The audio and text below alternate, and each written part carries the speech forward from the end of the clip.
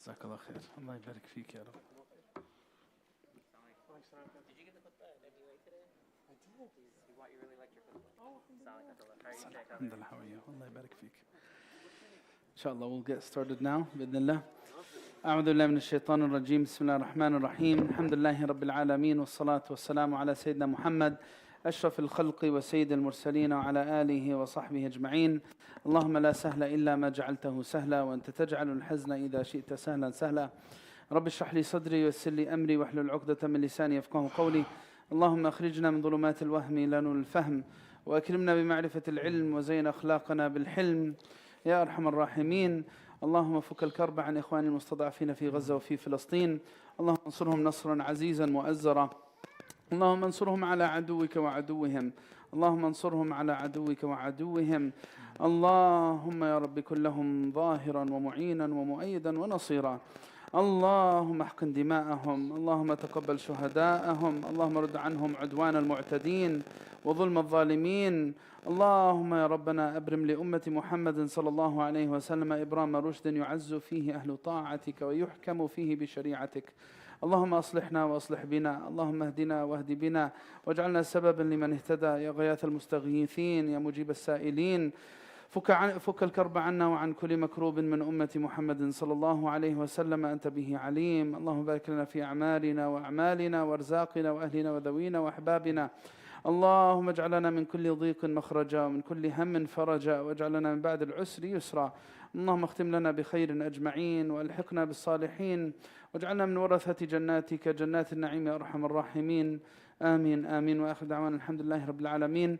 أما بعد, حياكم الله جميعا. May Allah subhanahu wa ta'ala bless you all for attending today, and may Allah subhanahu wa ta'ala make everything easy for our college students who are in their exams. May Allah subhanahu wa ta'ala give them success and tawfiq and make them agents for goodness for the ummah of Muhammad sallallahu alayhi wa sallam. Allahumma ameen, Allahumma ameen. We're going to get started with our Friday Forum program now, but before we go in detail, we're going to share some announcements of critical things happening at the masjid.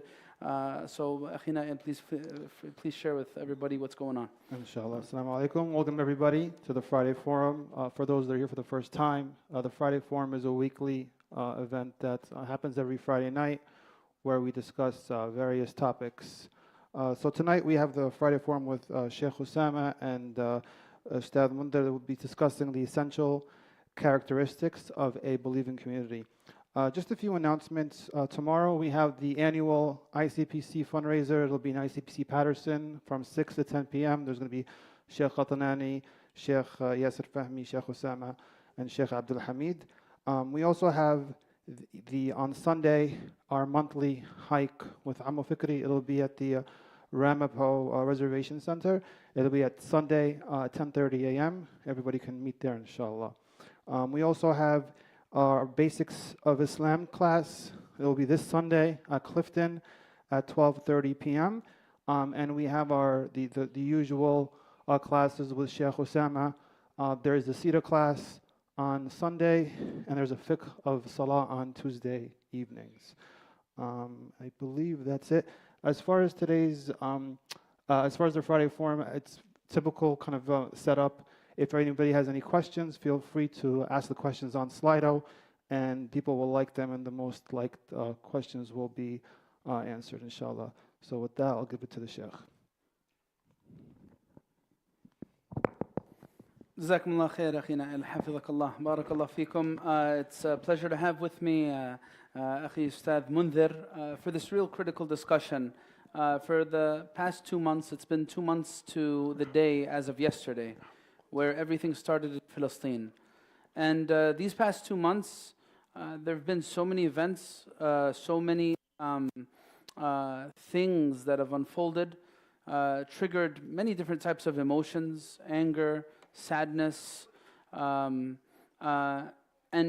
really it pushed us to our limits in terms of our community and the necessary response to what's happening over there. What should I be doing? How can I possibly do something to stop this horrific thing that's happening in Gaza?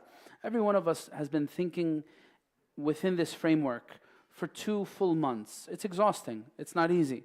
But really, as we've been mentioning several times, we draw our strength from the strength of the people of Gaza, and of course, first and foremost, from Allah Azza wa Jal.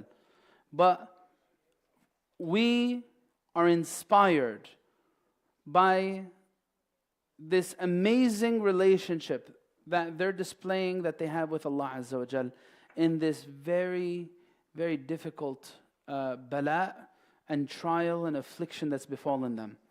Really, I think the biggest takeaway from everything that's happening in Gaza is that one word, inspiration, more than anything else. Yeah, there's a lot of sadness. Yeah, there's tragedy, loss of life. We're over 20,000 people dead. Over 20,000 people dead. Now someone might say, well, sometimes there'd be earthquakes that take more lives than that. Earthquakes that take more lives than what this war has taken. But the difference is, this is from the aggression of people against each other. They say that the amount of explosives that have been unloaded and sent down upon Gaza from these, fighter jets amounts to 3 times what was sent down on Hiroshima and Nagasaki. And that was a statistic that someone shared a few weeks back. Now, and this small strip of land, brothers and sisters, it is not a country. We're talking about the entire north, all of its buildings leveled flat. And these people are still resilient and fighting back, standing up. This needs to be reflected on and reflected on deeply. And in the khutbah I shared something today. For us as individuals, there needs to be 3 steps to this reflection. Because what caused us to arrive at this juncture as an ummah, in terms of, our weak or, our collectively weak response to stop the bloodshed that's happening there, is a culmination of many different factors. What I mean, our collectively weak response in terms of the Muslim countries, the so-called Arab nations, and the Arab League of Nations, or the UN, or مش and all these other sources of influence, all failing the people of Gaza. That's a culmination of a certain reality of da'f and frailty in the Ummah of Muhammad ﷺ. To the extent that we have, and I mentioned this in the khutbah, and again, these things are public. They're not private things. So they're not meant to be concealed. This is public news. We have this awful leader that's been imposed on the West Bank, the head of the Palestinian Authority, a deplorable human being, thinking about what's going to happen after Gaza. No shame or haya whatsoever. Despicable nifaq at its highest level. That's what it is. Colluding with those who are literally bombing your own people because you have certain ambitions. Yeah, I'm ready to rule Gaza. I will rule Gaza once the war finishes. Yes, all under me. The West Bank and Gaza. That is symbolic of a condition of an ummah. That needs to be thought about deeply. It's not about that individual or any other individual. The condition of the ummah needs diagnosis. We need diagnosis. I need to diagnose myself. I need to diagnose what's this 3-step process? First step is, I need to diagnose my condition as an individual, our condition as a community, our condition as an ummah. And then I need to reflect deeply, what then would be the prognosis of these diseases? Well, actually, we've seen many of these diseases come to fruition. These things go back to fundamental things. When you have the isolationist mindset, I'm going to just save myself, right? I'm going to think about me, myself, and I. As long as my little corner of the world is okay, I don't care about anyone else. I don't care about anything else, right? The isolationist mindset. And then you have, along with that, selfishness, you have opportunism, you have hypocrisy, you have many other characteristics that all lead to a very grim prognosis. This disease will cause the ummah ruin, cause it to break apart. And then, once I be able to reflect on this, the diagnosis, the prognosis, I'll be able to holistically reflect on treatment. You know, I can do this at a macro level and I could do it at a micro level too. I need to think about myself. How am I living my life? How am I making my choices? What matters to me? What matters to me? Really, really, how much of my week is spent for me, myself, and I, and how much is it spent in the service of others? It's a big question that we all need to ask ourselves. Do I feel like I have a greater calling? Does this whole word ummah really matter to me? On an emotional level, I might say yes, but now on a practical level, is the answer still yes in terms of what I'm doing and how I'm spending my time? The responsibility is massive. It's a big responsibility. But again, where is this coming from? Where is this coming from? Like we said, we need to be very careful not to allow ourselves and our energy, our emotional energy, to become stagnant, right? Being angry as an end result is not really going to change the world. All right, we're all angry. Yeah, I'm angry that Fulan did this, or Fulan is saying that, or that this political entity is doing that. Yeah, I'm angry. Right? You guys all heard what happened Tuesday? Everyone's aware of what happened Tuesday? In House of Representatives? What happened Tuesday? What happened Tuesday? How many of you guys know? Raise your hand if you know. What happened? You know, we had the political hypocrisy of our country agree by majority, not by consensus, but by majority, that being anti-Zionist means you're an anti-Semite. This is what the House of Representatives is using our tax dollars to decide.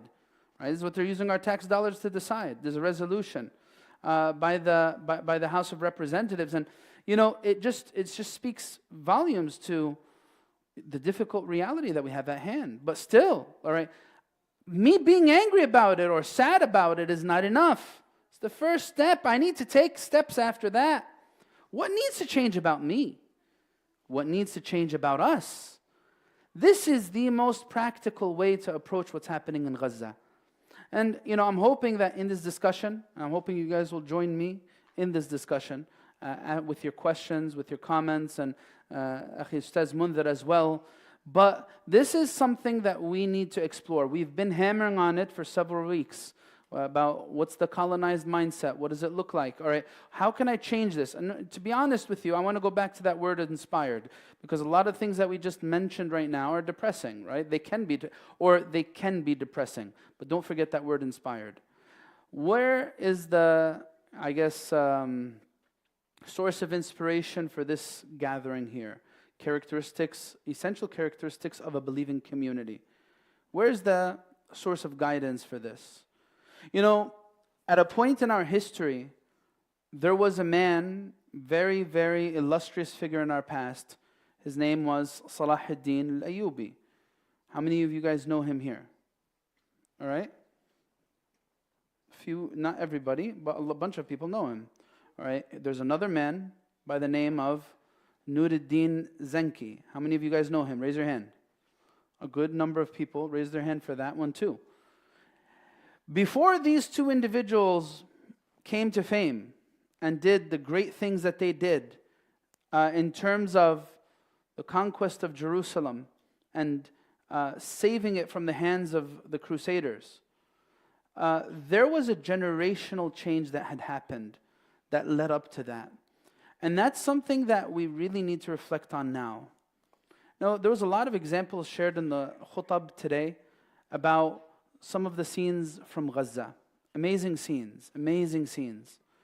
One inspiring scene, and this scene, I'm sure you guys have seen it, was about the young boy who had to undergo a medical procedure, no anesthesia.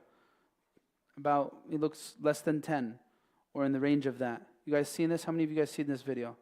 This little boy, doctor right there, he's reading Quran, And the reason why he's doing that is because he wants to forget the pain that he's in and the pain that's about to be done to him, right?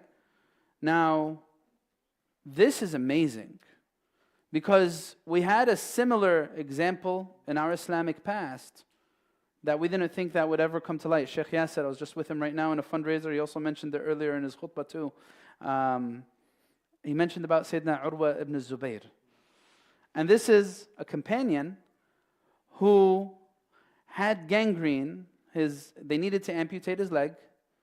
And he asked for one thing. He said, I want to be in salah so that I could at least be with Allah before I have to deal with the amputation of my leg. Do it while I'm in salah. Why? So that I could be forgetting what I'm going through in terms of this pain. Allahu Akbar. Now when you read about that from the companions, you're like, okay, well, they were the companions. We'll never see a generation like them again. But then this 10-year-old Ghazan boy comes and teaches us a big lesson. Hey, wake up, guys. The companions are right at your doorsteps. Not to say that, so this is the thing that's, I didn't know how to answer this question. Me, Sheikh Qatanani, and Sheikh Yasser, and Ustad Zaid, we often meet the day before the khutbah for the past several weeks to discuss ideas. What are we going to talk about in the khutbah? And, one of the things that I mentioned was how this group of people, in Gaza, have this mutawatir reaction to the unimaginable pain they're in. Look, it's not like you just see one guy in Gaza, whoa, such amazing iman, right? Like that, the one that we've been reflecting on a lot is the grandfather of Reem, Ruh al-Ruh, right? The soul of my soul, right? It's not just one guy. This is like every video that we see. And the crazy thing is, we don't have any reports of like looting in Gaza, of like gangs, like these violent gangs coming about, trying to monopolize all the food sources and, keeping it all for themselves. We don't hear of like this UN truck being hijacked by some, gangsters to take all the food for themselves. We don't see like the people of Gaza pleading with the world, please, just get us out of this, we'll do anything. Oh, let's just stop the war, we want out, we want out. They're not like raising the white flag and, hey, please come to our rescue, we're done. They're not doing that. Yeah, they're calling upon people of conscience. They're speaking out to the Arabs, the Arab leaders and the Muslim countries. Hey, what are you guys doing? You're seeing us being slaughtered and you're not doing anything about it. But still, they remain resilient. Where did these people come from? Like, we have a lot of tragedies in the world that have happened in the past years. How has it become that this small strip of land has become full of people with this type of mindset? I was asked this question by Ustad Zaid. Well, why do you think that is? Like, why has Gaza become this unique example? And this is a tough question to answer. It needs reflection. What makes these group of people different than the other people who've also been facing difficulties and trials? And, I guess, on our own, we should try to think along these lines. We should try to think, I know one answer. I know one answer to this question. Allah subhanahu wa ta'ala tells us about how virtue, fadila, is contagious. Just as corruption is contagious, right? Virtue is contagious. When you're around a whole bunch of selfless people, sincere people, even if you're a very selfish person, guess what? A sense of shame is going to overcome you once you get your selfish thoughts in mind, because you see the selflessness and sincerity of the people you're dealing with. You say, you know what, I want to try to be like these people. This is the story of the Prophet ﷺ. Why do you think the companions were so great? Because they were in the presence of the greatest human being. They learned from him. They learned from him and his mannerisms and the way he walked and talked and dealt with situations. Sallallahu alaihi wasallam. That's how they became the best generation, guys. So virtue is contagious, just as corruption is contagious. If I surround myself with a whole bunch of liars, guess what it's going to be easier for me to do? It's could be easier for me to lie.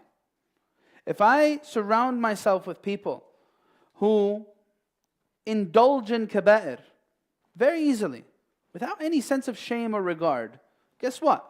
It's going to make me that much closer to engaging in those same behaviors. This is a Quranic reality. Allah subhanahu wa ta'ala tells us about this in many verses of the Quran when He speaks about the past nations. Right? فَاسْتَخَفَّ قَوْمَهُ فَأَطَاعُوهُ إِنَّهُمْ كَانُوا قَوْمًا فَاسِقِينَ. Allah subhanahu wa ta'ala tells us, look at Fir'aun and all the corruption Fir'aun had.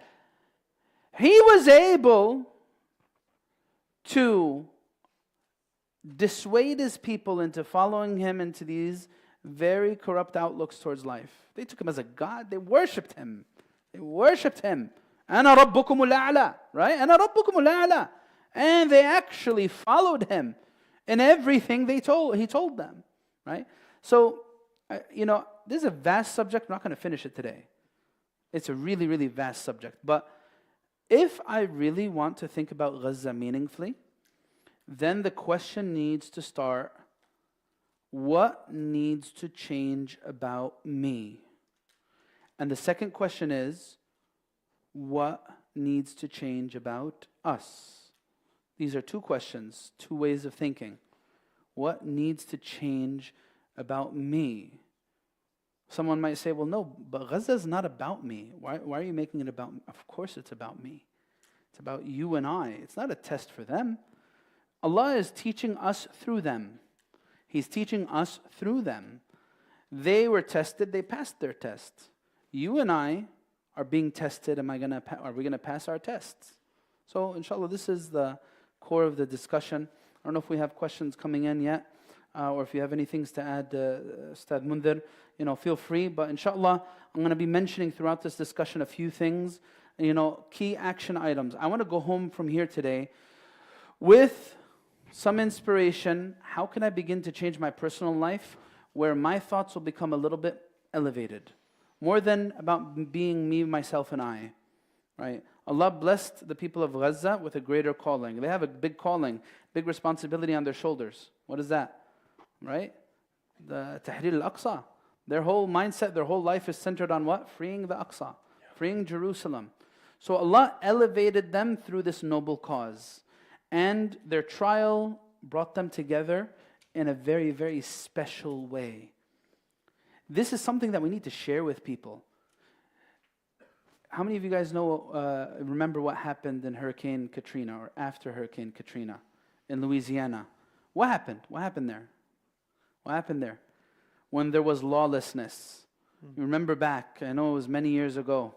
If you go back, looting, crime, right? People were breaking into these boarded up stores and stealing. You know what? There is also this new thing. And let's forget about Katrina since it was long ago. Many of the younger people might not remember, right? Let's look at something more modern. You guys ever see one of those videos about the gang robberies, where they call them mass robberies, where they come in like 50 people, go into a Macy's or whatever department store and they like rob it of everything that's in there. You guys have seen that? Last week? It's happening all over the place, right? People breaking into places, large numbers, and the reason why they're doing this is it makes it harder for them to get caught. What happens when people don't have a moral compass? They'll do things like that. But that's not happening in Gaza. That's a sign for the world, right? So I'll stop here. Inshallah, let's feel free to add to that or embellish or share a question. Sidi Mundhir, tfaddal. Bismillah, alhamdulillah, wa salatu wassalamu ala rasulillah wa ala alihi wa sahbihi wa man wala. Barakallah feek, Shaykh. That was beautiful. I think I want to add just one piece to the story of Urwa ibn Zubayr.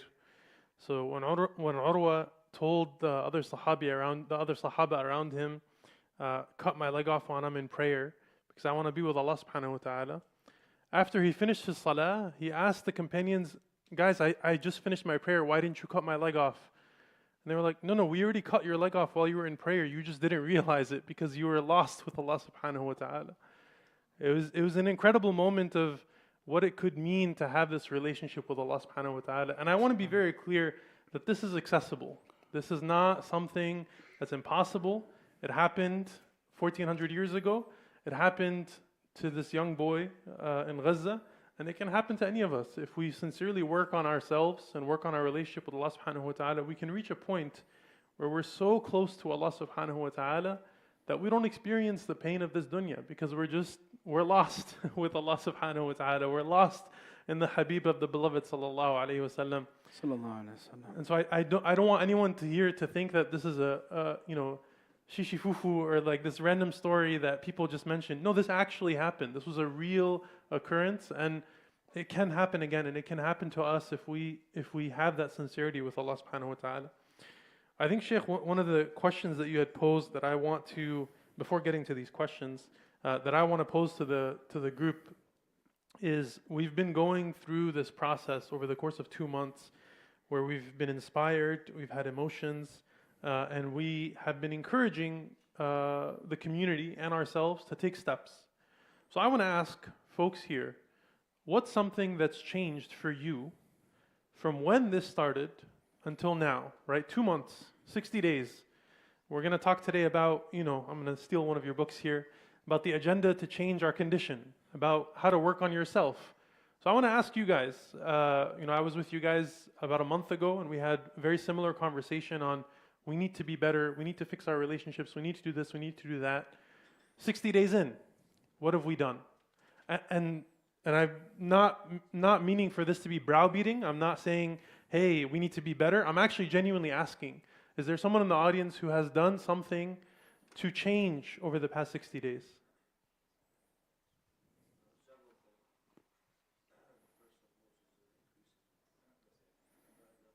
Increasing ibadah. Allah.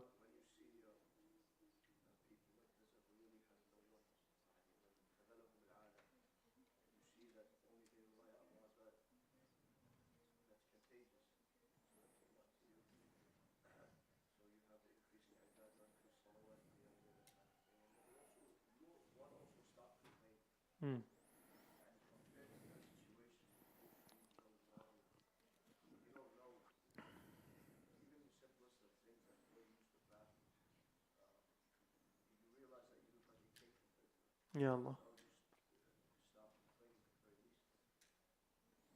Barakallah feek. So the two was increasing in ibadah because you want to support them.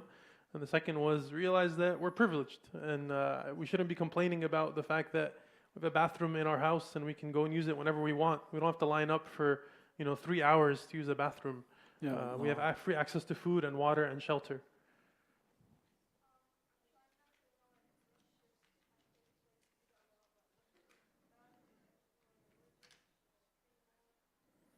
Beautiful. Focusing on making sure the prayers are prayed on time and with the time that it deserves. Barakallah fiki. Who else? I stopped letting small things get to me. No matter it could be something small, something big. Qada is that whatever happens, it happens for a reason, and Allah wants that to happen. Being more patient and realizing that Allah subhanahu wa ta'ala wanted me in the position that I'm in, the situation that I'm in. We'll take maybe 2, 3 more. See any of the sisters before I go back to the brothers?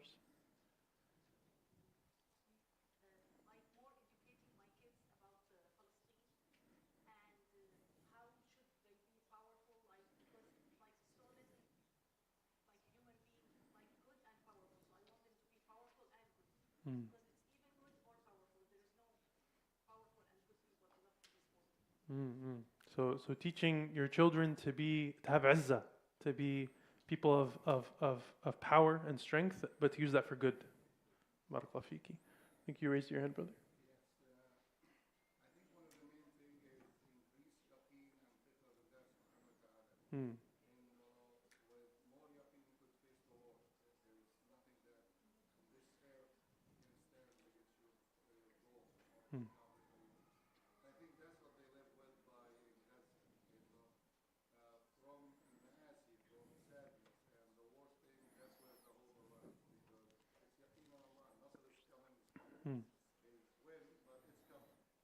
So having absolute conviction in Allah subhanahu wa ta'ala and knowing that you're going to go through pain, but Allah subhanahu wa ta'ala is going to support you.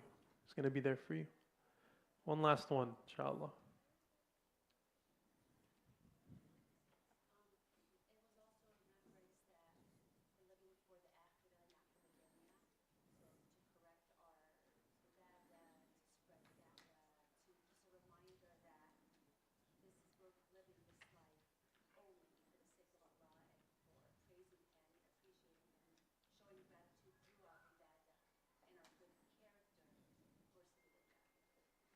Remembering that this dunya is temporary and the akhirah is really what this is all about. Barakallahu fiki.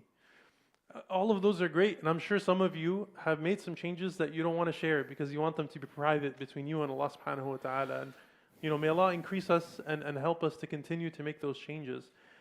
The reality is that Gaza is teaching us, right? And we've said this statement over and over and over. We need to be better Muslim. I need to be a better Muslim.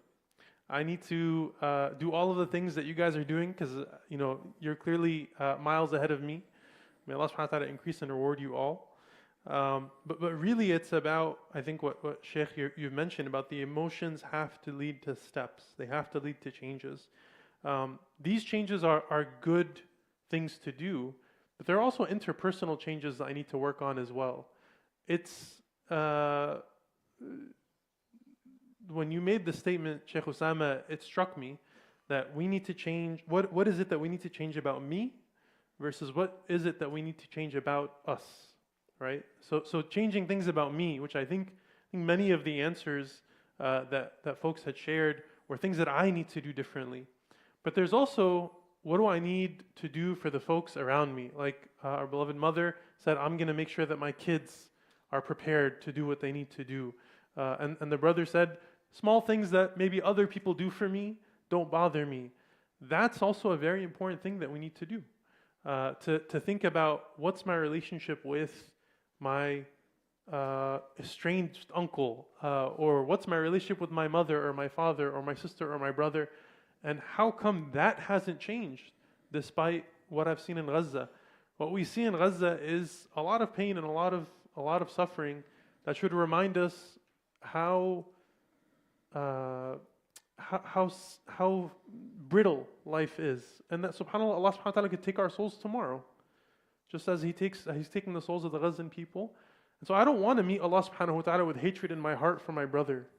I need to fix that. I need to do that, and I'll do that for the sake of Allah subhanahu wa ta'ala, because I know that He wants me to do that now. He doesn't want me to wait until the people of Gaza are feeling better. He doesn't want me to wait for the ceasefire. He wants me to fix things now. There's one thing, Jazakallah khair, says Mundar, there's one thing that inspired me, to be honest, and I don't think I've ever, in any of the recent events that I've been exposed to in terms of hearing the community and being with the community, I don't think I've ever seen so many people wanting to do something about it ever. And what I mean by that is, like, look, I just came from an Islamic school that was having a fundraiser for Palestine. It's a Turkish Islamic school. And you just see the joy and the excitement of the people, and like they feel like they're part of this. And before this Islamic school, there was 1, 2, 3, 4 other Islam. Everyone wants to do something.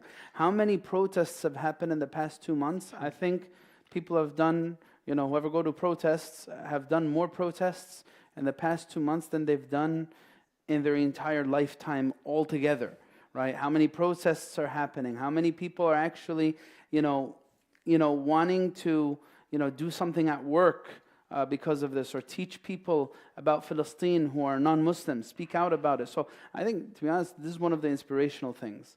And like I said, the word of the night, I think, really should be inspiration.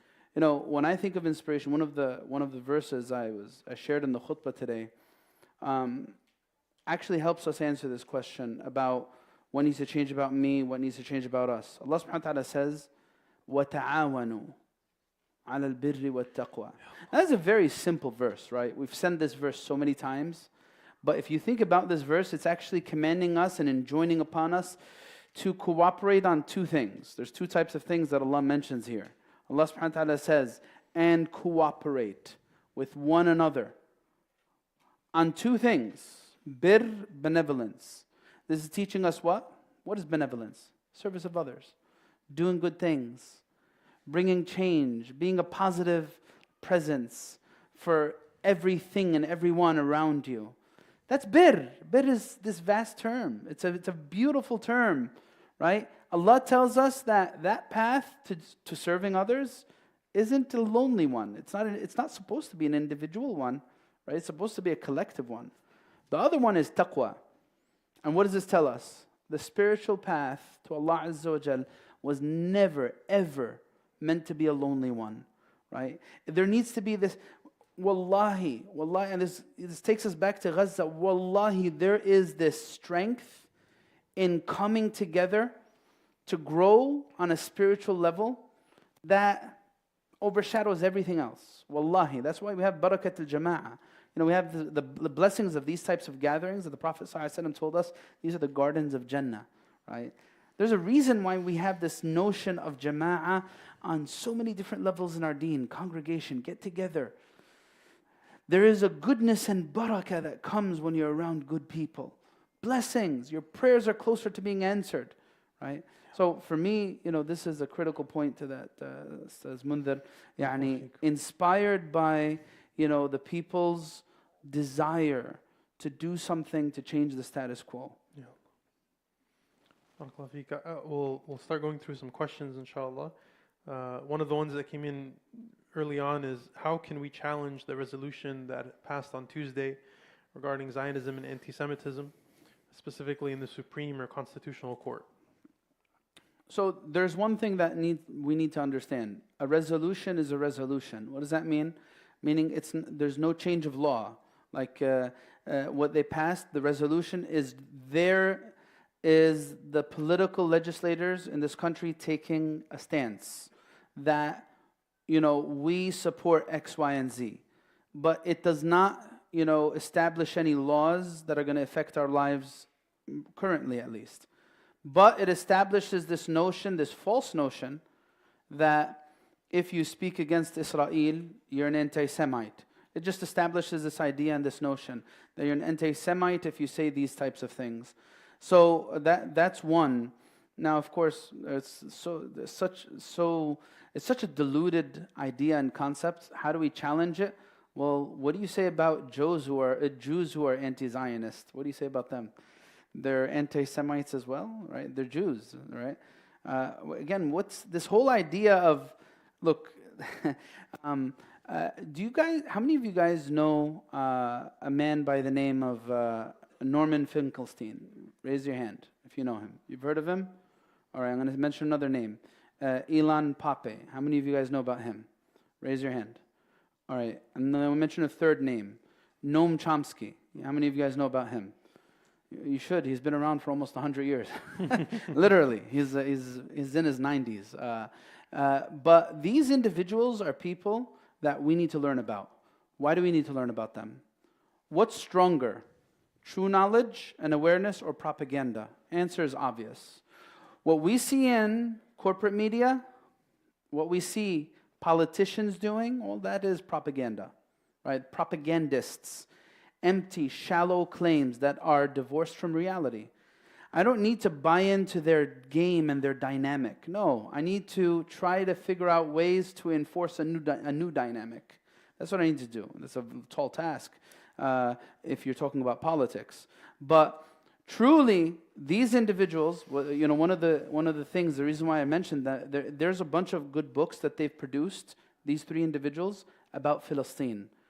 And this whole idea of anti-Semitism is part of this larger strategy by Zionism to try to deflect away from the real issues relating to Palestine, right? What does that mean? Well, the way they approach dismissing anything against Israel goes back to either you're a naive Westerner because you don't know anything about the real situation in Palestine, or they will say that you're an anti-Semite. You're speaking against Jews. You hate Jews. Well, we as Palestinians, we're not Semites. We're not. That idea of anti-Semitism is a fraudulent falsity. They conveniently want to start history at a certain point. They don't want to start it at 1948 because that demolishes their whole precedent and their whole entitlement to that land. When you start the conversation at 1948, when the land of Palestine was sold by the superpowers to Israel, well, it demolishes their arguments. They don't want to start at 1948. They'll start later than that. They'll start 1967. No. They'll start even later than that. 1972. It's a critical history. The Sister Rania was with you guys last week talking about some of the critical points in Palestinian history. So the way that we combat it, I don't think there's any direct thing that we need to do in the short term besides just continue to raise awareness, one step at a time. The long term is what we need to find a new framework for politics. Our country, and you know what? People of conscience in this country have realized that the two-party dynamic in America, Democrats, Republicans, and the dynamic of lobbyists and lobbying has corrupted American politics to the fullest, right? There needs to be something else introduced. If I play within this framework, it's always a losing battle. Wallahu alam. Barakallahu feek. There are many questions. I'm going to pick one that's aligned with the idea of changing ourselves, because that's the focus that we have. There's one question I want to ask. Yeah. I don't know. You can answer it or you guys. No. What's something that's really, really bothered you about what's happening in Gaza in the past few days? Mention something specific. In the past few days, what is the thing that bothered you most? Want to say something?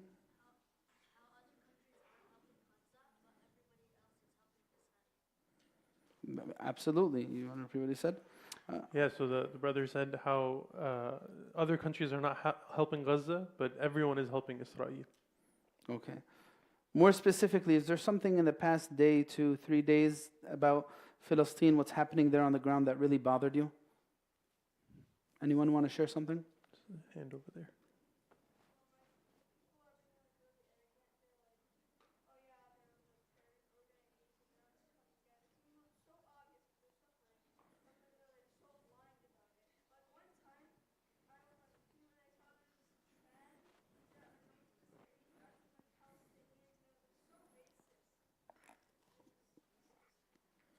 So you're saying that the arrogance of the oppressor.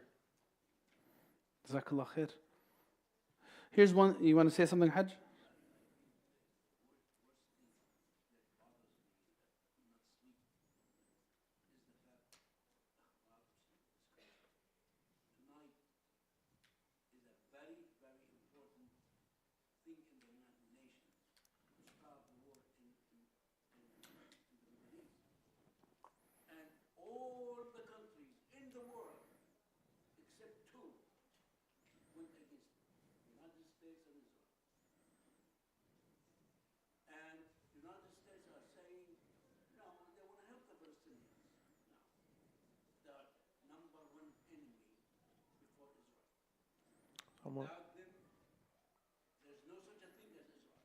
Jazakallah khair.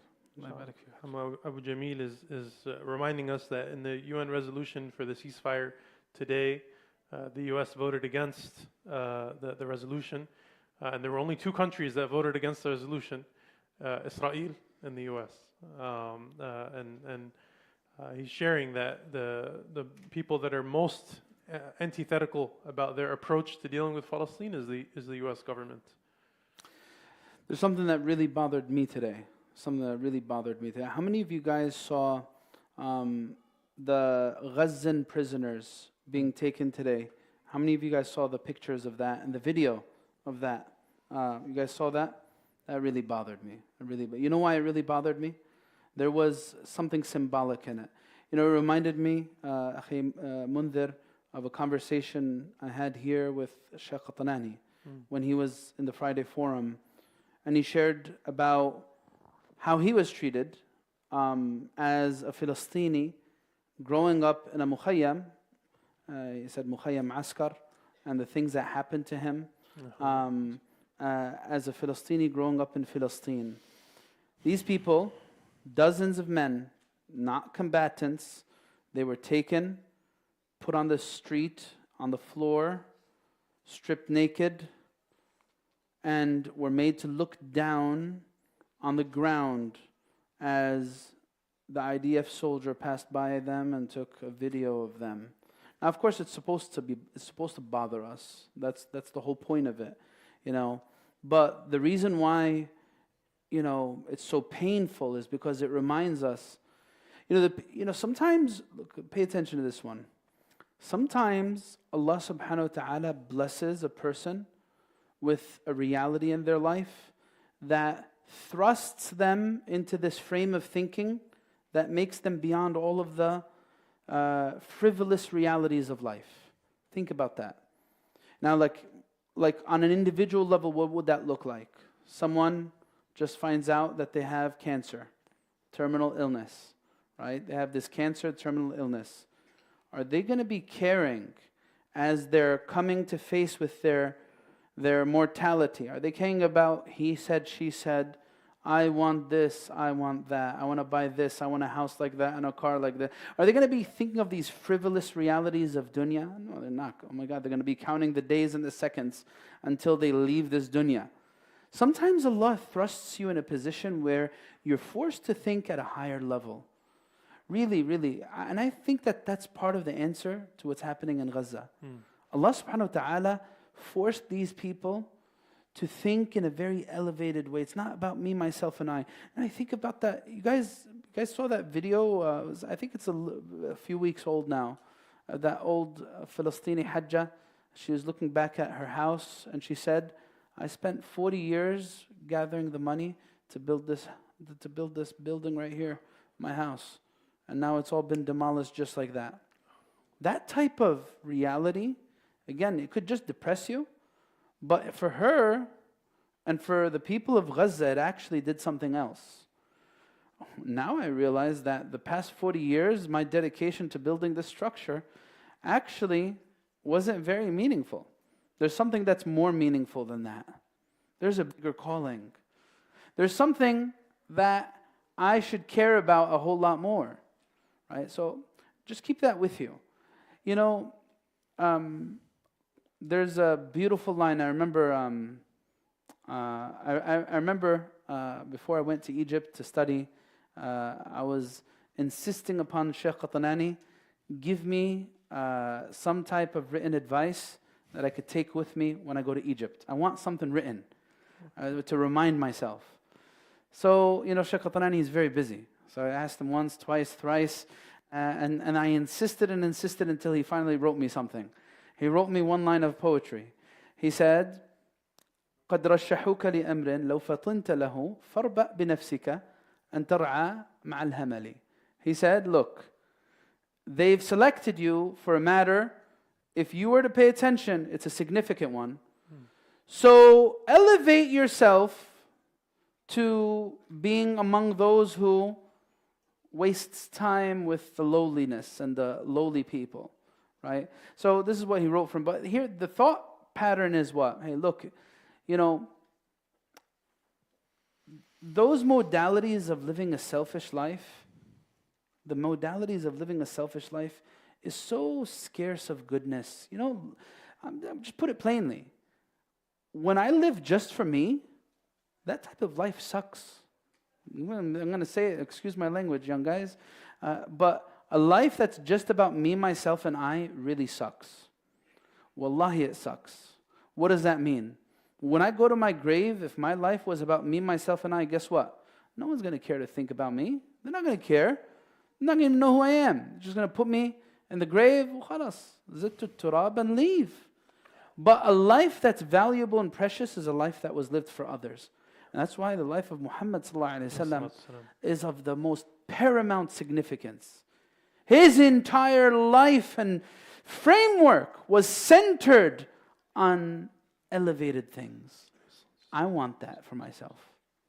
Sorry, that's a little tangent, but that's what I was thinking about today. It really bothered me to see those disgusting human beings try to demean, and they've been doing this to the people in the West Bank.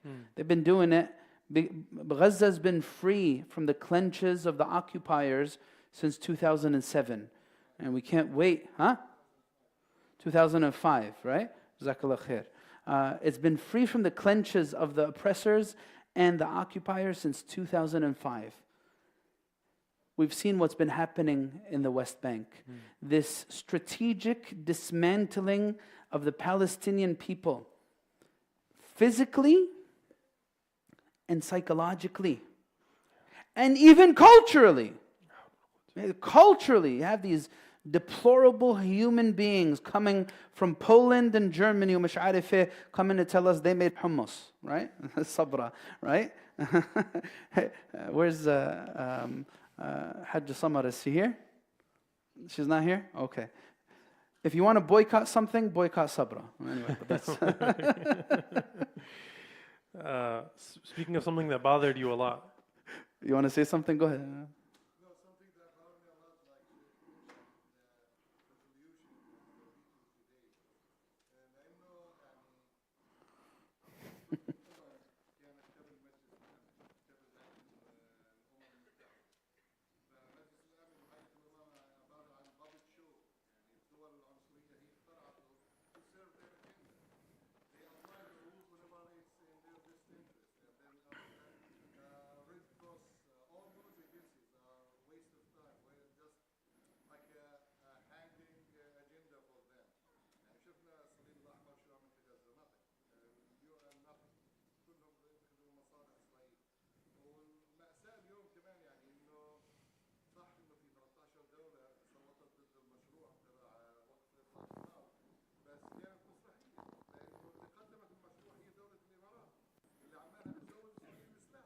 فهي زي عبارة تجميل لدولة الإمارات إنها مع الشعب الفلسطيني وهي للأسف تزوج سلاح الإسرائيلي وفي طيارين منهم في بعض الإيفيدنس إنه طيارين سلاح الجو الإماراتي بقصف بغزة. So the brother, I'll try to summarize, inshallah. The brother's very bothered by the hypocrisy of many countries. Specifically mentioned United Arab Emirates, that sure voted for a ceasefire, but at the same time is selling weaponry to Israel. They introduced the resolution and at the same time is selling weaponry to Israel. Not even selling, just giving it away. It gets worse and worse. La hawla wa la quwwata illa billah. May Allah subhanahu wa ta'ala continue to expose these hypocrites and show us for who they are, bi'idhnillah. What were you going to say? Abu Abu Jamil, whenever he raises his hand, I can't say no to him.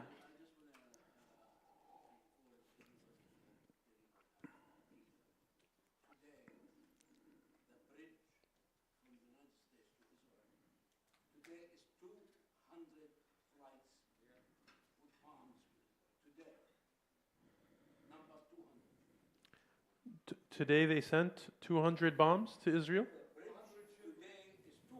Wow. May Allah protect them. May Allah protect our brothers and sisters in Gaza. May Allah protect them. Ameen. Keep them safe. I have to say something. I am so proud of Gaza, no matter what, because they told the whole world something they never knew, that they want the hereafter. That's why they still standing. Ya Allah. And Israel want this life. جزاك الله خير حاج. بارك الله فيك. الله يبارك فيك يا بارك الله رب. فيك. الله يعزك إن شاء الله. So I wanted to ask one of these questions because as we talk about what's bothering us, the person who asked the question, I think, asked a very critical question to our topic. How can we start working on ourselves? We have spiritual diseases, we have love for the dunya, we have hasad, we're not lowering our gaze, we're having issues with modesty. How can I work on that when I am focused on Gaza? There's these constant images that are coming out. And you mentioned, for example, the recent painful image that you saw. So how do you see that? And then not lose focus? Well, look, I need to take that energy in and direct it in a way. Look, it's not healthy at all for your entire experience with what's happening, just watching nonstop videos on TikTok or YouTube. Don't do that. Don't do that. Just gonna watch hours and hours of videos. There's this like disturbing. Some of these images are extremely disturbing. I don't. Some of them go a little too far. Yani, there are certain things that really should not be shared the way they are shared. When you're sharing the sanctity of a body, a human life that's been like obliterated to pieces, there should be some censorship for the sake of the karama of this mayyit.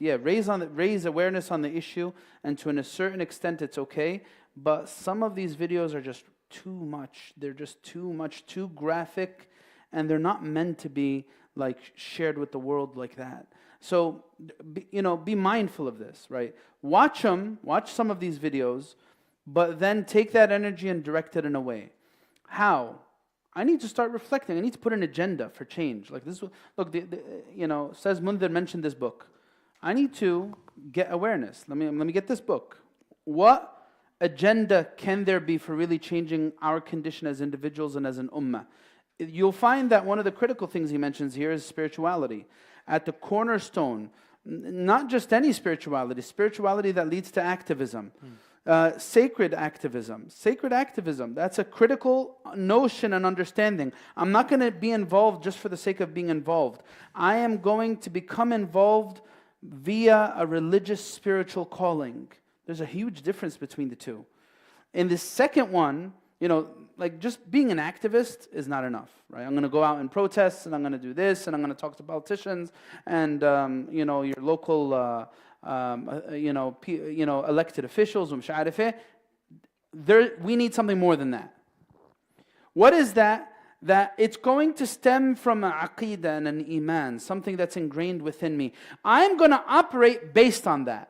When it's sacred activism, it stems from my relationship with Allah, meaning that I am going to be divinely driven in my choice of priorities, in the way I function, in my alliances, in my interactions with others. I need to start reading. I need to develop that's why I mentioned those three individuals. Go read books about Palestine.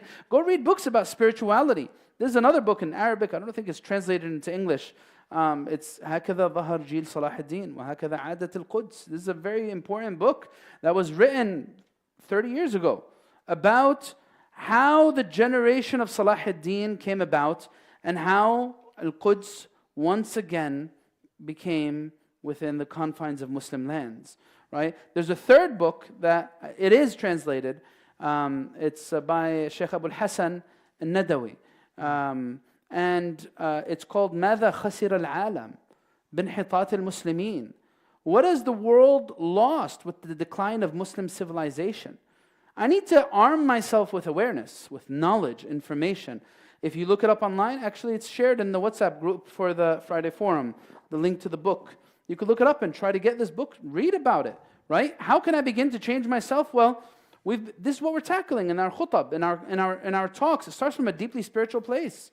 What am I attached to?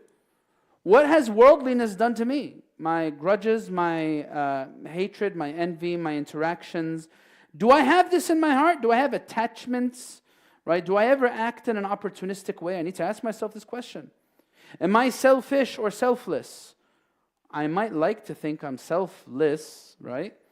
But when put to the test, operationally speaking, I have a certain number of hours in my day and a certain number of hours in my week. Honestly speaking, how many hours in my day are dedicated to something other than me? Me, myself, and I. I need to be honest with myself. If I'm able to say 1 hour a day is dedicated to something that's not relating to me, that's pretty good. Even if it's just 1 hour, okay, like look at the disadvantage here. 23 hours, me, myself, and I, between food, sleep, school, work, I need to make money, I need to pass my tests and do my assignments, and then I need to take care of things at home, right? Even like, look, I won't even count this enough as selfless, right? Like, all right, well, in the home, the mother and the father, they're taking care of the kids and, bringing, happiness into their hearts, cooking, cleaning, doing chores, ومش عارف إيه. That also is not enough. Why? Because in the end of the day, my kids are an extension of me. I serve them by nature. Yeah, it's a beautiful thing, beautiful, rewarding. Don't get me wrong. Don't get me wrong. It's an extremely rewarding thing for a father or a mother to be in the service of their children, teaching them about Allah and connecting them with the deen and building good values within them, building the next generation. However, I need to push myself a step further. What am I doing for the ummah? What am I doing for society? Right? Does that thought even matter to me? So these are the ways I could. Do I have lofty concerns? Like, let me ask myself this question. Like, if I've ever spent a day recently, like, toiling and disturbed and angry about something petty that happened in my day, he said, she said, he did, he didn't, مش عارف إيه, then guess what? I need to elevate my thought process. People are dying. The world is consumed by big things that are deeply affecting the direction of humanity. Do I think in an elevated way? So this is what I would say to that question. Allahu A'lam. So much more you could say. How do you begin? It starts very, very simply with the basics. Let me focus on this beautiful connection that I could build with Allah Azza wa Jal and building a meaningful connection with righteous people. Barakallahu feek. Just a kind reminder that we have one discussion in this room. Inshallah, if you want to have a separate discussion, you can go get some refreshments on the outside, or you can go downstairs, inshallah. But we should be having one conversation here. Another question that was asked is, how can we overcome weak iman and losing hope in humanity when people are so ugly in their action? Well, how can you overcome it? Well, if guys in the back, there's like a shabab in the back over here. I keep on hearing your noise. Please, calm down, guys. If you want to talk, you can talk outside. Jazakumullah khair. You got to go direct approach sometimes. I tried to be nicer. All right. So, look, how do you not lose faith in humanity? Well, that's the whole point of Iman, guys. It's the whole point of Iman. Like, well, the Prophet ﷺ, what reality did he come to? He came to a reality where people were worshiping idols. It was like as dark as it gets. Dark as it gets. People worshiping idols, inheriting women and children, slavery, right? Torturing human beings, subjugating them. It's very dark, stark reality. Tribal warfare, like some of these wars that happened before Islam raged on for 20 years, all started because one guy killed another guy's camel. Utter darkness, foolishness, right? You guys heard about the story about the guy who made you guys heard about the story of the one who ate his God? You guys know about that one? Who knows about the story of the one who ate his God? You don't know about it? Huh? The one who ate his God. One of the most famous Sahaba. He made an idol out of dates, right? And he was hungry one day, and he had nothing to eat. So he's like, you know what? I'm sorry, idol.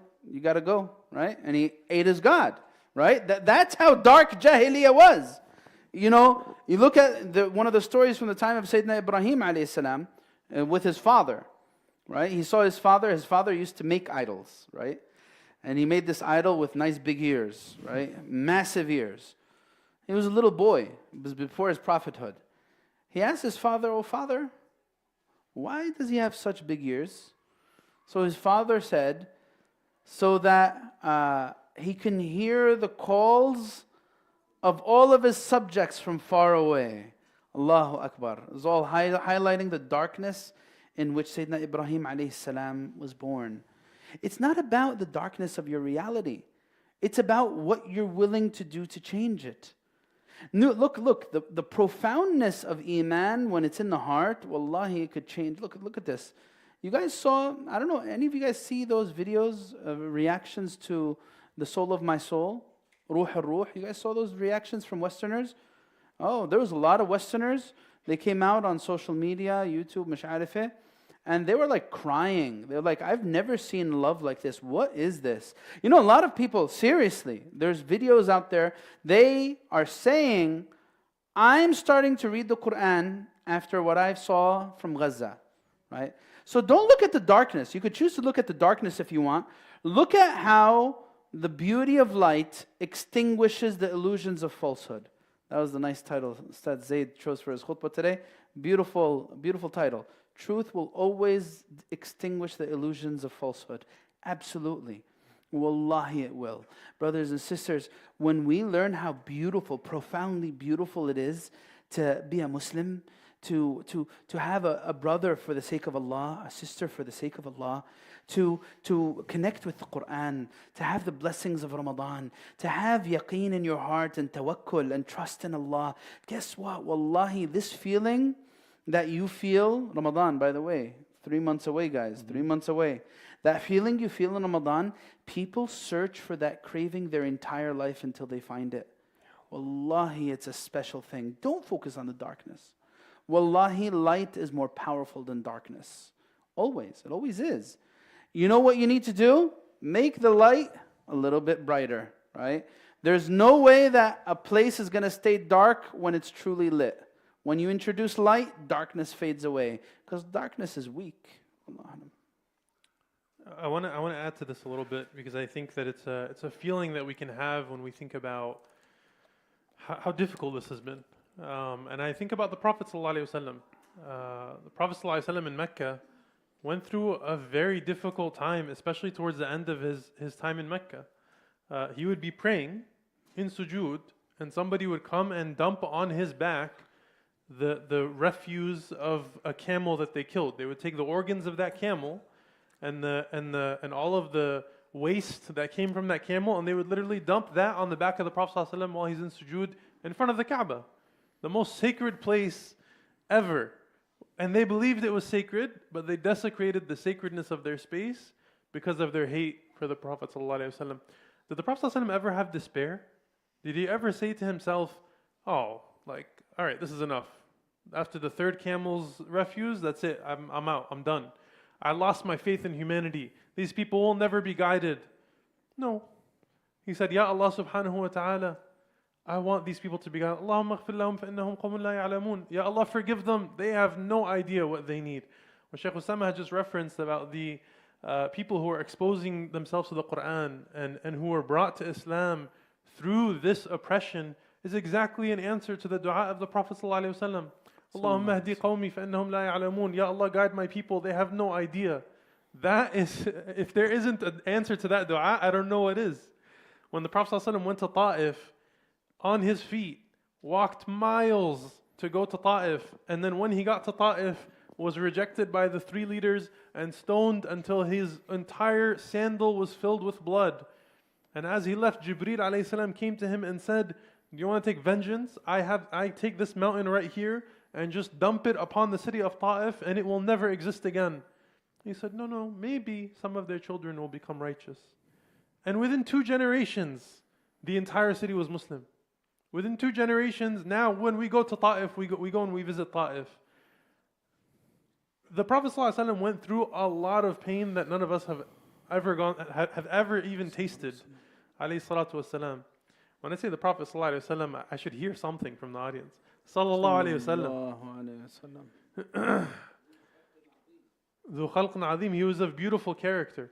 So yes, when I think to myself, this is hard, this is painful, this hurts, it is painful, it's hard, it hurts. The Prophet ﷺ, when he went through pain, he cried. And he said that, my tears fall, but I'm content with Allah subhanahu wa ta'ala. So you may lose your faith in humanity. You may feel like these people are terrible human beings. They're tyrants. I don't believe that these are good people. That's fine. But don't lose your faith in Al-Khaliq and Allah subhanahu wa ta'ala, that He is in control, that there will be a day of reckoning for each and every person for what they did. For me, this entire ordeal has reaffirmed my belief in the akhirah. How could there not be Jannah for these people of Gaza, and how can there not be Jahannam for these tyrants of Israel? There's no way that I could live as a sane person and I could feel a sense of justice if I don't believe in the akhirah. It just doesn't compute. So I'm grateful to Allah subhanahu wa ta'ala for hidayah. So I understand emotionally it's hard to see what's happening, but don't let that become a problem of iman. Let that reinforce your iman. Remember the Prophet sallallahu alaihi wasallam and what he went through and how it reinforced his iman in Allah subhanahu wa ta'ala. There's a couple of questions here about barakallahu feek. There's a couple of questions here about how to support, how to show our support for Palestine in school, work, and the community, and specifically, what can we tell our students who may be facing threats or racism at school? Look, Jazakallah khair.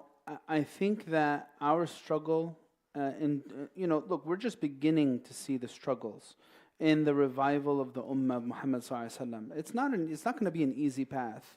Look, what we're experiencing, always remind yourself of the sacrifices that many others in the Ummah of Muhammad sallallahu alaihi wasallam are having to make for the cause of the revival of the Ummah. It's not just the people of Gaza. There's other pockets in the Muslim world that are also going through great difficulties. But the people of Gaza needed to sacrifice their own blood for the conscience of people who have some semblance of humanity to kick in, right? That's what needed to happen. For the conscience to finally kick in, they needed to, the bloodshed needed to be so catastrophic and so grim that people are finally, the tide is turning, right? The hypocrites and the oppressors are having very little room to continue to spew their falsehood, because 20,000 people are dead. More than 20,000 people are dead. And the level of bombing and everything that's happening. So what I'm trying to say here is, it is going to be a long journey ahead. And the way that I can begin to deal with these realities, I need to come together. I can't isolate. This is not the time to isolate. I need to band together with my community. Just like the people of Gaza have banded together, all of them, in this ordeal, this trial that they're in right now, I need to come together with my community. I'm facing threats at school. Well, you know what? I'm not alone. I have a community behind me. I have many Muslim organizations behind me. In New Jersey itself, we have hundreds of thousands of Muslims, a few 100,000 Muslims, just in New Jersey. If the hearts and conscience of these Muslims were to awaken, what could happen in terms of real change in our society? So you're not alone. If you're facing threats, facing difficulties, or you feel like you're at a disadvantage, reach out to somebody for advice, for support. We've been saying, the Masjid has been giving out the Gaza Action Alert on a weekly basis. Reach out to CARE. Reach out to other organizations. Report what you're experiencing, and it'll change. Look, the Zionists have really exposed their vulnerabilities in this one. Don't think that they're controlling the narrative. You might think it. But even their closest allies, and even the most devout news channels, right now, they're starting to change their stances, because they can't be so one-sided, because it just doesn't make, it discredits them, right? So don't think that they're controlling the narrative. No, Wallahu ghalibun ala amrih, walakinna akthara an-nasi la ya'lamun. Allah is dominant over His affairs. It'll change. It'll take time. I'll need to make sacrifices, but let me equip myself with the knowledge, with the community, with the spirituality that's all going to make me strong enough to deal with it, right?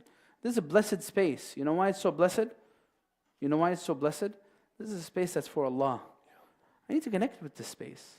It's for Allah. وَأَنَّ الْمَسَاجِدَ لِلَّهِ فَلَا تَدْعُوا مَعَ اللَّهِ أَحَدًا. This masjid is a place that is blessed, surrounded with angels, surrounded with Allah's rahmah. I want to feel stronger as a person. Maybe I need to connect to the masjid more. Maybe I need to connect with people through the masjid more. That is something that's going to empower you to deal with whatever you're going through. Allahu alam. I want to add a specific note for the person who asked about students facing any racism or any form of threats. You know, we've had cases over the past couple of months, specific cases where this has come up. And I can share that in every case that was reported, the action that needed to be taken was taken. And I've had a conversation recently with a group of young parents that culturally as Muslims, we tend not to report these things. We tend to just be like, oh, we're strong enough to deal with it. We've done this since 9/11. People have been racist and belligerent to us. It's just a part of the game, part of how we live here in America, and how we need to move away from that. So my mother actually works as a chaplain in a college, and she sees the reports. She sees the reports that go from the Muslim students, and she sees the reports that come from the Zionists who, you know, maybe not all of them are accurate. Maybe some of them, you know, there's questionable nature to some of those reports. And what she can share is that all of that boils into data that's then going into the dean of students, into the president, and it's very important for that data to be captured. Because if it's not there, then what are they going to say? They're going to say, well, we got 50 reports about Zionist, anti-Semitism, whatever, and we got only one report of anti-Muslim hate. So clearly this isn't a problem for our school. Because that's all they're going to care about. They're going to say, okay, well, who's complaining? Who's the squeaky wheel gets the oil, right? Whoever is the loudest will actually get the attention. Now, I'm not saying that we should lie or we should be sneaky or we should do it. We should always be truthful, right? The Muslim never lies. There's a hadith where the Prophet ﷺ was asked, would a Muslim steal? Maybe a Muslim might steal. Would a Muslim do any other, there were 3 items, right? It was steal, and what else was the Prophet ﷺ asked? No, I don't remember. I'm trying to remember the hadith. Can they be a coward? And the Prophet ﷺ said, maybe. But the Prophet ﷺ, after being asked about these things, he was asked, would the Muslim lie? And his face became very, very bothered and red and angry. And he said, no, the Muslim would never lie. So we're always truthful, but the point is that we have to get the information to the proper channels. Once the information gets to the proper channels, it'll be dealt with. There was another case here in New Jersey of a middle school student that was called a terrorist. He took that to the principal, and immediately the person who had said, the student who had said this to him, he was suspended for a week. It was just a matter of procedure. So I want us to get out of our cultural norm of just carrying it on our shoulder and utilize the services that are available to us. Just report it, take it to the right person, and if they don't deal with it how it needs to be dealt with, CARE is very happy to get involved and step in on behalf of the Muslim community. But I do want to make this clear that we should utilize these services that are available to us. Jazakallah khair. Allah yabarak feek. Any more questions? No, I think we could stop here. There's a lot. There's one that I felt like we Okay. should mention. Go ahead. It's off topic though, so I saved it for the end. Okay. Somebody had shared that they know a person who wants to convert and asked for their help, but is feeling like they may be converting for the wrong reasons. So what can they do to prevent their conversion for the wrong reasons? You could let them have a conversation. You know, I'm always welcome to have this conversation with people. You could direct them to me. They could set up a time. We could talk about it. It's definitely critical that the person converts for the right reasons. Usually at the top of the list of wrong reasons to convert is wanting to get married to someone. And of course, that's not a good reason. And in fact, that wouldn't even count. You know, if it's not coming from the heart, it will not count. So I would suggest to the person, have them get in touch with myself or any other imam and have a conversation about why they want to really convert, and make sure that they make a clear decision, or have some clarity in their decision, making an informed decision, because changing your religion and your faith is not an easy thing to do. It involves a lot if it's going to be done sincerely. Allahu a'lam. Jazakallah khair. Allah yajzik al-khair, Ustaz Mundhir. There's a lot more to add to this, guys. Absolutely. I hope that you guys continue thinking in this vein on your own. Let's all try to become better in our own rights, in our own personal lives. May Allah subhanahu wa ta'ala use us to make the Ummah of Muhammad sallallahu alayhi wa sallam strong again and make us agents for change. Allahumma ameen. Allahumma ameen. Wa akhir da'wana alhamdulillah. Jazakallah khair. Assalamu alaikum wa rahmatullah.